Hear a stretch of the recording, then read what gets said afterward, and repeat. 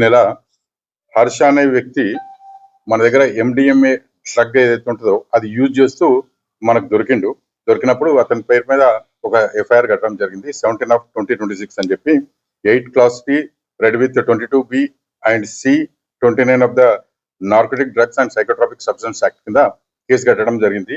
అయితే అతన్ని అడగడం జరిగింది, ఎక్కంచెలు వచ్చింది, నీకు ఎక్కంచెల్లి వచ్చిందని అంటే అతను తన యొక్క డ్రైవర్ అయిన చందు ఈ విషయంలో నాకు హెల్ప్ చేస్తుండే సార్, చందు ఇప్పిస్తాడు మాకు అని చెప్పిండు.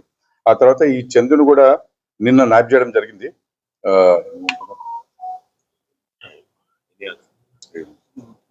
ఈవినింగ్ 7-7:30 ఆ ప్రాంతంలో చందును పట్టుకోవడం జరిగింది. చందుతో పాటు అందులో నంజప్ప అని చెప్పి కర్ణాటకకి చెందిన వ్యక్తి, ఇతను ఈజ్ ఆల్సో సప్లయర్.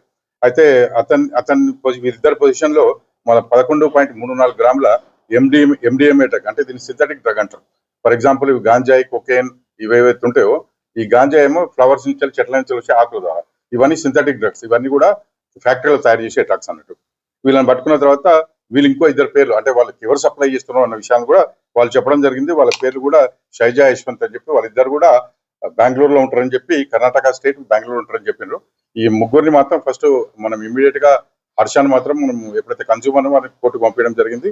ఆ తర్వాత వీళ్ళిద్దరిని కూడా మన కస్టడీ తీసుకున్నామండి. ప్రస్తుతానికి 11.34 గ్రామ్స్ ఆఫ్ ఎండిఎంఏ డ్రగ్ కూడా సీజ్ చేయడం జరిగింది.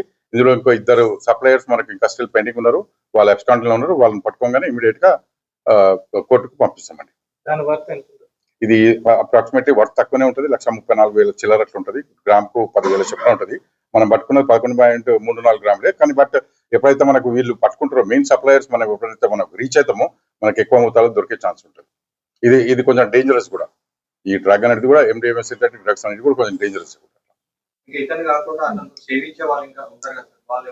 అది వెరిఫై చేస్తున్నామండి. ప్రస్తుతానికైతే మనకి యాషా ఒకటి సేవిస్తున్నాడు. ఇతను కూడా ఎట్లా అలవాటైంది ఇంకా తను అడిగినప్పుడు, ఇతను గోవాలకు తరచుగా వెళ్తుంటాడట. అక్కడ పోయినప్పుడు పార్టీస్లలో ఈ డ్రగ్ అలవాటైందని చెప్తున్నాడు అబ్బాయి.